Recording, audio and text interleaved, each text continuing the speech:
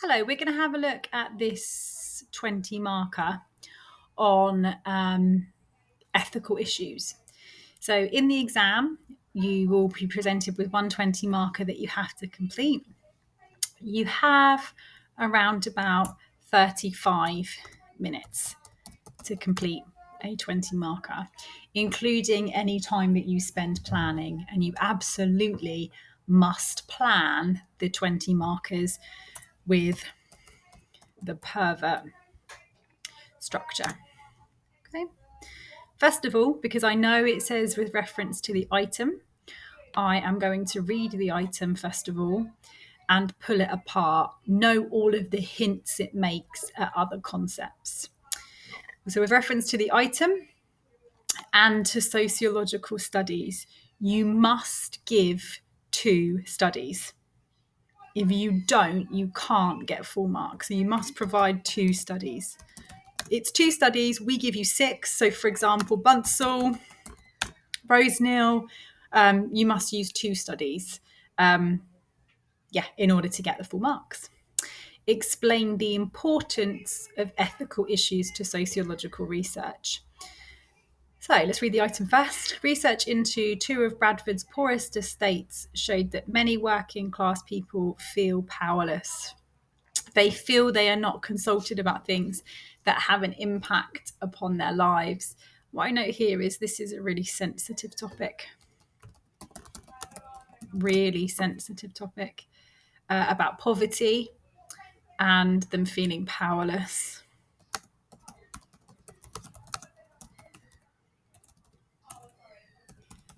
Okay, so this leads to stress and depression. In some cases, this also causes racist incidents. So again, it's still incredibly sensitive and really, really potentially traumatic. This research took place over 18 months. What I note here is 18 months is a very long period of time. It's incredibly time consuming. Potentially because of gaining or considering ethics, or because the methods are qualitative with open questions. So time consuming can be because of those ethical issues or because they've used qualitative methods with open questions. Many people were involved, including residents of the estates and community workers. A large range of mostly qualitative methods were used. So qualitative is expressed in text or words. It uses open questions favoured by interpretivists who look at individual meanings and motives. As soon as I see them, I kind of just list what could go with it. Also, rapport or relationship, Verstehen, deep emotional. I kind of just list things that could link to it. These include focus groups and video interviews. Informal interviews with agencies such as police and counsellors also took place. This meant that researchers had a better understanding of life on the estates. So again, they've got quite a lot of deep understanding. They're hinting at theory there. Okay. Some people, however, found this research upsetting because it intruded into their private lives. That's what links to ethical issues. So they've not been protected from harm. Some kind of emotional harm. And essentially the researchers not gained full informed consent. Because if they had obtained a full informed consent, they would have been made aware that it was going to be upsetting. So that's linking to the ethical issues there. Okay. Way we structure a 20, kind of make a grid. So table P E R B E R T. Perfect. Practical issues is the P. Ethical issues.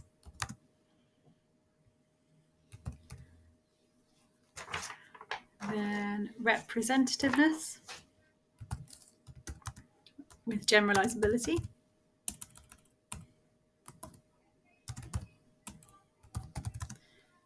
Validity. Examples, which is the 2 studies, which will be in your blue grid. Reliability, the ability to repeat, and theory with a definition. And we do the strengths here and the weaknesses.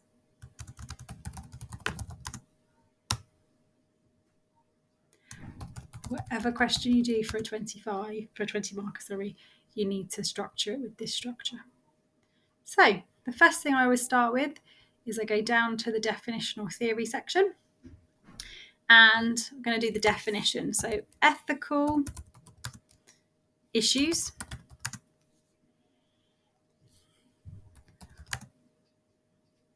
are guidelines, or ethical issues are guidelines or considerations, or a consideration. They're ethical issues are guidelines or a consideration to ensure respondents are protected from harm, regardless of the methods used. So it doesn't matter if they use interviews, observations, questionnaires. Ethical issues are a consideration of anything to ensure that the respondent is protected from any harm.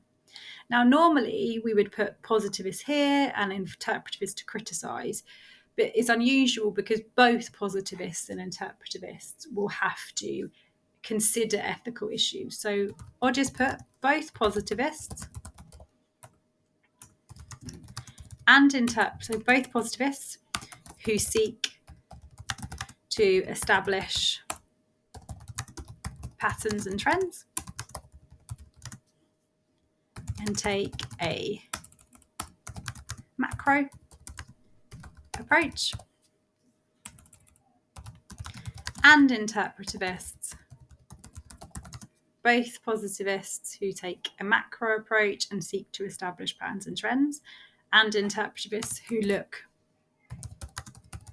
at individual meaning and motives and use a micro perspective.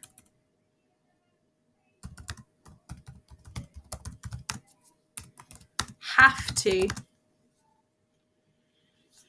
consider ethical issues to ensure all participants are protected. They both have to adhere to ethical issues to ensure all respondents are protected. That would be paragraph 1. Okay? And literally, that is all I would write in paragraph 1. Paragraph 2 is going to be practical issues. Practical issues relates to time, money or cost, and access to samples or groups of people. So, adhering to ethical issues adhering to ethical issues can be incredibly time consuming. Can be incredibly time consuming. For example, in Bunsel's study of female bodybuilders, her research took 2 years to conduct. Adhering to ethical issues can be incredibly time consuming. For example, in Bunsel's study, so I'm going to highlight that because I've got one sociological study there, and I need 2 in the item. Her research to conduct took 2 years. She provided an ethical statement of intent to all respondents. This added additional time. So it took her 2 years to conduct, partly because of the ethical statement of intent, which she gave to all her respondents. This added additional time. Although she did gain informed consent.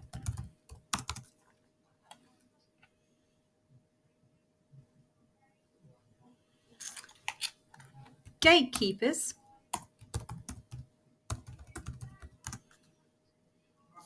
are individuals or organizations that can provide access provide access to vulnerable adults or children.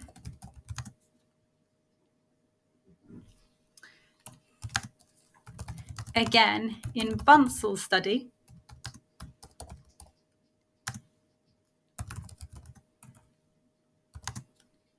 having to contact gatekeepers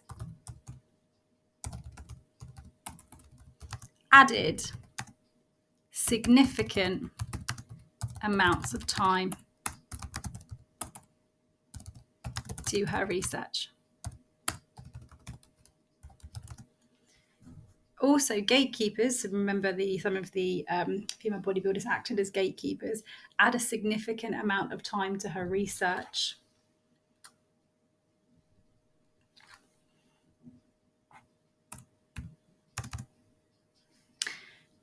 And if they deny access for ethical reasons,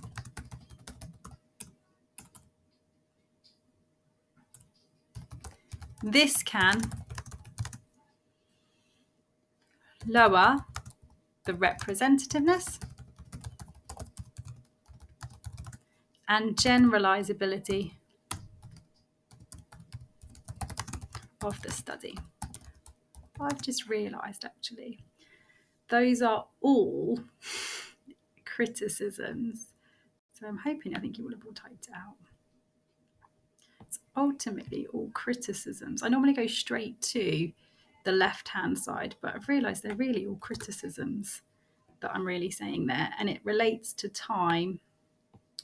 That's what I'm covering. And in fairness, because I've explained it, I've done the time, and also access, I've ticked that off as well. I'll do green. So yeah, covered both of those. Cost, maybe not so much, but I'm not entirely sure cost really makes sense, if I'm honest. Could make reference to the fact that it might cost additional time, and that can occur additional cost. But it can be incredibly time consuming.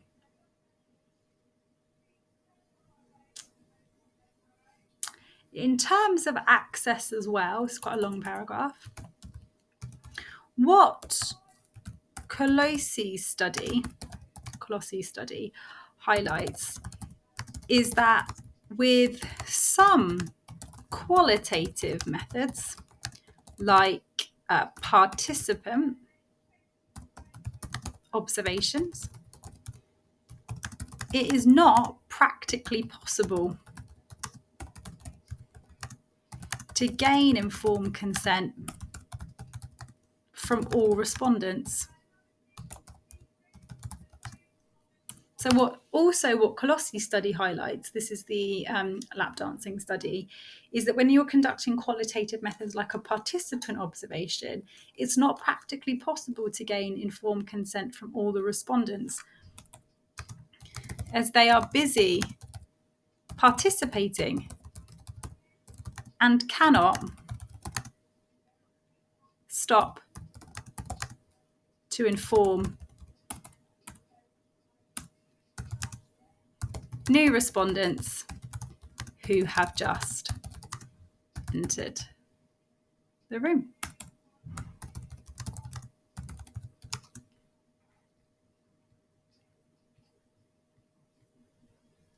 So again, I've got 2 studies now that I've used to suggest actually if you're going to adhere to ethical issues, it's really quite challenging. So that's paragraph 2, and all of that is just going to be in paragraph 2.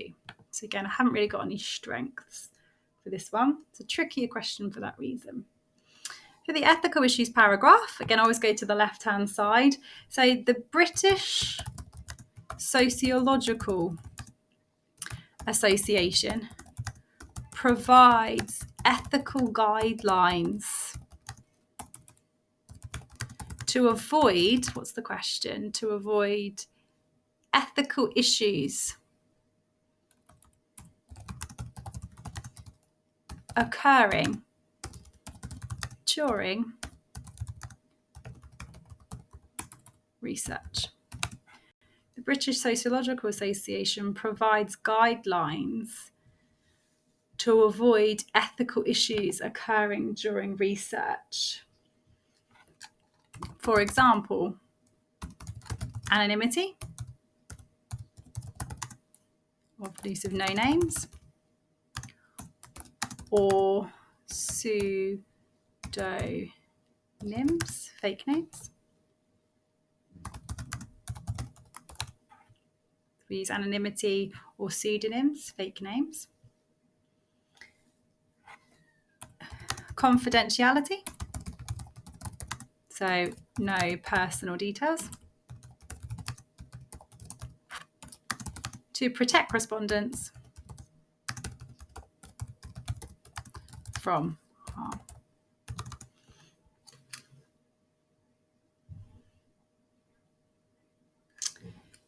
This increases the validity of data, as respondents are more likely to answer truthfully if they know personal details and information will be kept confidential.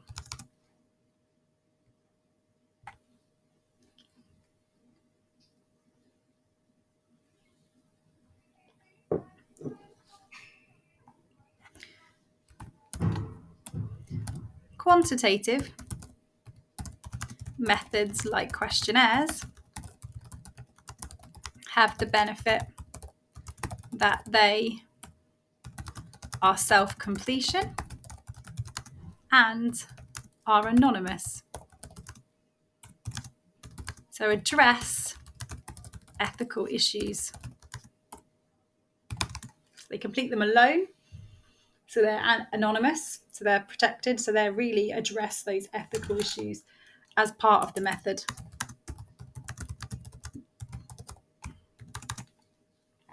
So they really address those issues as part of the method. So if you needed to give an example of another study, for example, in Zaday's study, on single mothers by choice.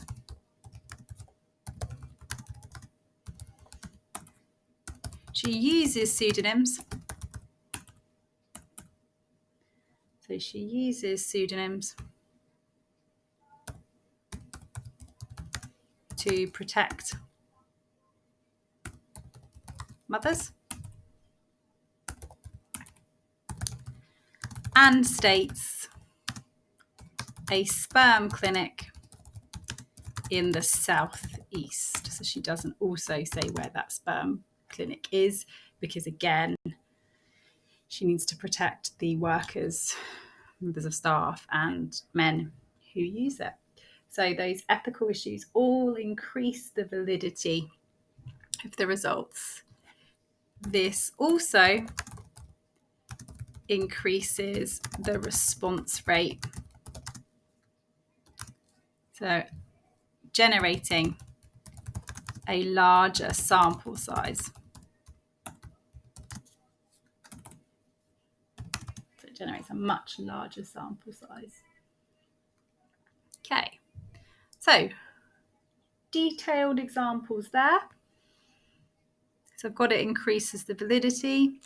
I've got it increases the representativeness and generalizability. I'll go into more detail in a moment. However, the BSA suggests we have to give respondents the right. Oops, am I going to do that there? No, I think I'm going to come back to that. I'm going to leave that in there. Sometimes they cross over. It's a bit strange. So what I was hinting at I think I'm going to pop it in this paragraph, is if we give respondents the right to withdraw, which is what the BSA suggests, we have to let them withdraw from the study. This decreases the sample size and reduces the representativeness of the study, the ability to account for differences from class, gender, and ethnicity. So if we do allow them to withdraw, which we definitely do, it can lower the sample size, the number of people taking part, and lower the representativeness and the ability to generalize, apply results, or make a claim. So it's not having a good impact upon rep and gen is what we're arguing. But we might just want to make a note that if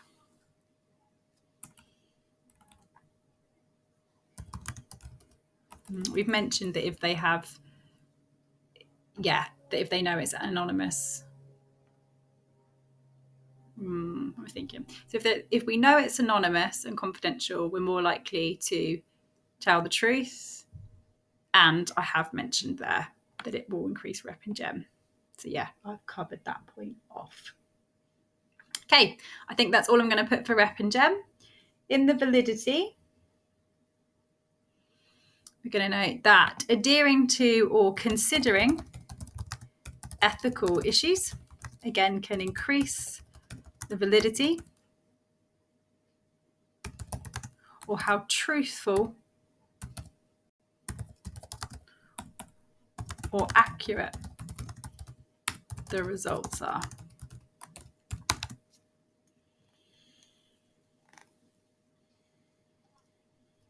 So again, if they're protected from harm, protected via anonymity, more likely to answer truthfully. So more likely to answer truthfully. And you've used qualitative methods, you can build a rapport or relationship. You can build a rapport relationship.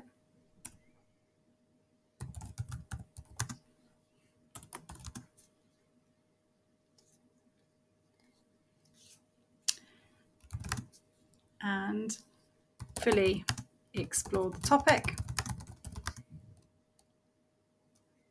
in their own words. So we're touching on other elements of validity to just show some understanding. Just trying to touch on them words. However, the nature of a topic can cause emotional distress. So in the item, we can see that respondents found the topic upsetting. Respondents found the topic upsetting.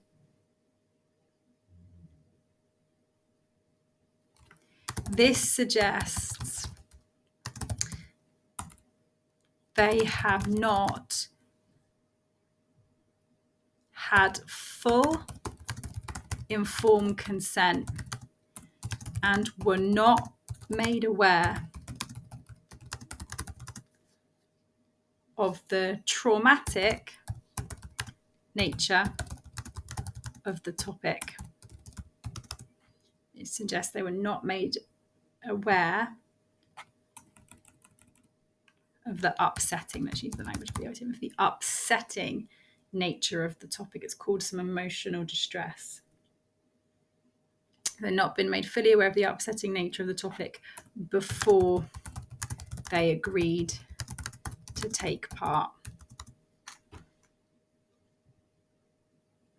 So it suggests they haven't fully been given informed consent to take part, and therefore have not been protected from emotional harm. They haven't really had that full informed consent. 2 studies, you only have to give them 2. I've shown you 3 to give you an example of how else you can use them, just so you know, but you only need 2. And I have got the item. I have got 2 studies and I have used the item to show understanding. Okie dokie. Last paragraph is reliability. So reliability, some methods have the benefit that they can conform to ethical issues,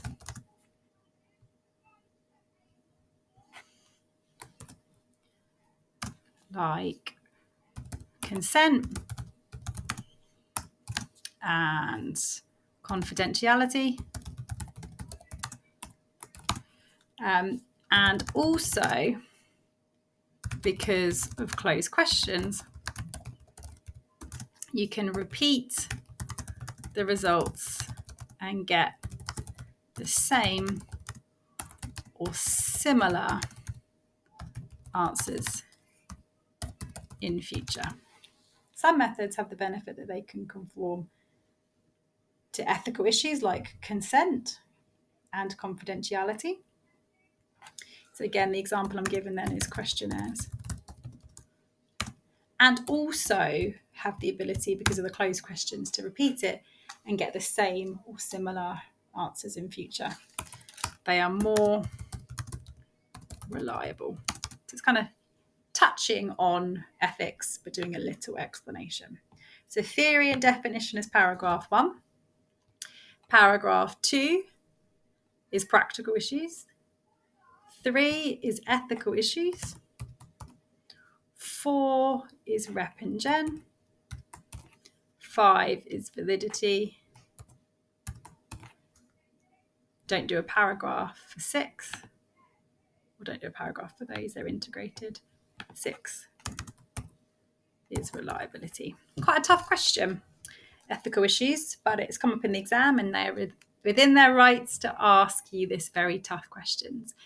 If you have any questions about it, please do let me know, but do make sure you've made a note of it because you can get it in the exam and we want you well prepared for those A stars and A's. Thank you very much.